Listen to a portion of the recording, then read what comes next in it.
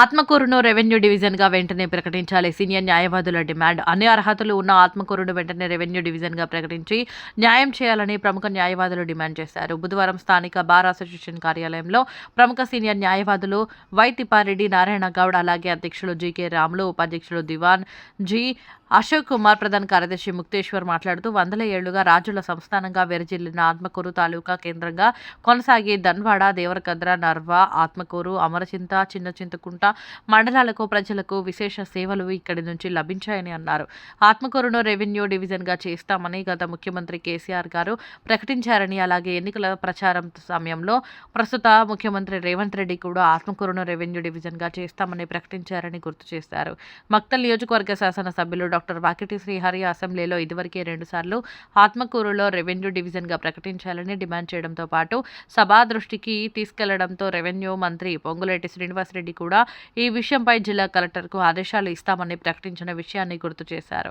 మక్తల్ నియోజకవర్గ శాసనసభ్యులు doctor Vakiti Srihari ఆత్మకూరును revenue డివిజన్గా చేయాలని బలమైన సంకల్పంతో ముందుకు వెళ్తున్నారని, ఆయనకు ప్రతి ఒక్కరూ అండగా నిలవాల్సిన అవసరం ఎంతైనా ఉందని అన్నారు. చిన్న చింతకుంట, ఆత్మకూరు, అమరచిత్త, నర్వా మండలాలతో కలిపి రెవెన్యూ డివిజన్గా ప్రకటిస్తే తెలంగాణ రాష్ట్రంలోనే ఒక అద్భుతమైన డివిజన్ కేంద్రంగా ఏర్పడుతుందని ఆశాభావం వ్యక్తం చేశారు. తెలంగాణ రాష్ట్రంలోని తొలి ప్రాజెక్టు అయిన ప్రియదర్శిని జూరాల ప్రాజెక్టు ఇక్కడే ఉందని, అలాగే దిగువ జూరాల జల విద్యుత్ ఉత్పత్తి కేంద్రం, శ్రీ శ్రీ శ్రీ కురుమూర్తి స్వామివారి దేవస్థానం, చంద్రగఢ్ కోట, police CI, excise CI, ICDS cluster కార్యాలయాలతో పాటు పలు కార్యాలయాలు ఇక్కడే ఉండడంతో పాటు ఎంతో అనువైన ప్రభుత్వ స్థలాలు ఎకరాల్లో ఉన్నాయని గుర్తు చేశారు.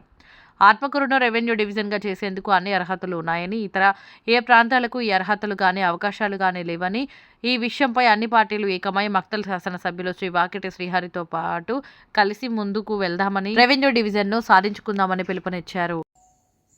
ఆత్మకూరు బార్ అసోసియేషన్ అధ్యక్షుడు రాములు గారు, సెక్రటరీ అశోక్ గారు, సెక్రటరీ ముక్తేశ్వర్ గారు, వైస్ ప్రెసిడెంట్ అశోక్ గారు, మరి ఎక్స్ ప్రెసిడెంట్ నారాయణ గౌడ్ గారు, మరి ఎక్స్ ప్రెసిడెంట్ తిప్పారెడ్డి గారు కలిసి ఆత్మకూరు విషయంలో కొంత ప్రభుత్వానికి ఒక విన్నపమైన నేతృత్వంలో ఈ ఆత్మకూరు నేతృత్వంలో ముందు నుంచి తాలూకా హెడ్క్వార్టర్ 120 గ్రామాల ఏరియా కవరేజ్ ఉంది.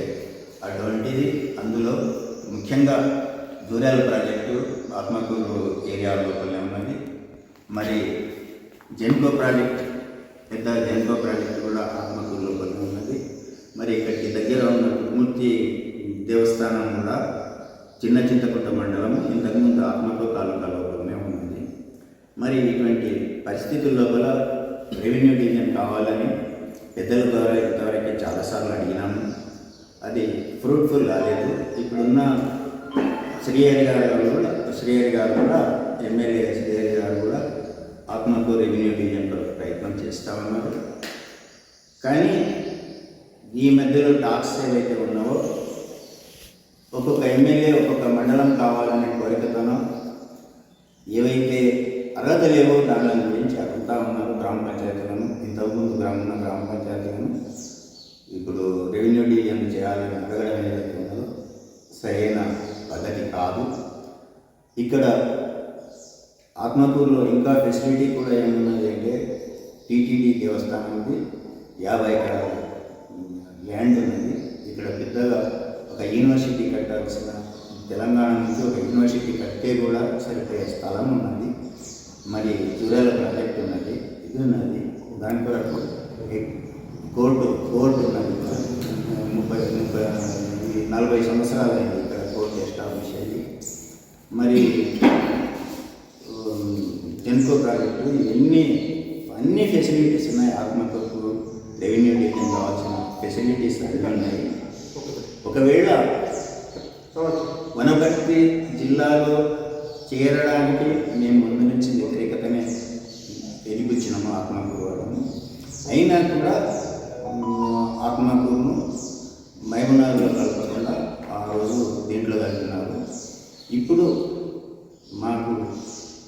మేము చెప్పే విషయం ఏదైతే ఉన్నదో ఆత్మకూరు, అమర్చింత, చింతకుంట, నర్వా ఈ 4 కలిపి రెవెన్యూ డివిజన్ ఏర్పాటు చేయాలి. ఒకవేళ వనపర్తిలో మాకు అవసరం లేదు అనుకుంటే నారాయణపేట జిల్లాలో కలిపి రెవెన్యూ డివిజన్, ఎందుకంటే ఈ 4 కూడా నారాయణపేట జిల్లా నుంచి విడిపడ్డది. నారాయణపేట రెవెన్యూ డివిజన్ ఉంది. ఈ పద్ధతి పోకుండా ఈ 4 మండలాలు ఈ యొక్క రెవెన్యూ డివిజన్ చేసి వాటి వనపర్తిలో కలిపిన రెవెన్యూ డివిజన్ చేయండి, లేదు అంటే నారాయణపేట జిల్లాలో కలిపి ఆత్మకూరు రెవెన్యూ డివిజన్ చేయాలని కోరుతున్నాను. ఈ యొక్క విషయం ఏదైతే ఉన్నదో బార్ అసోసియేషన్ సభ్యులు విపులంగా తీర్మానం చేసి చెప్తున్న విషయం.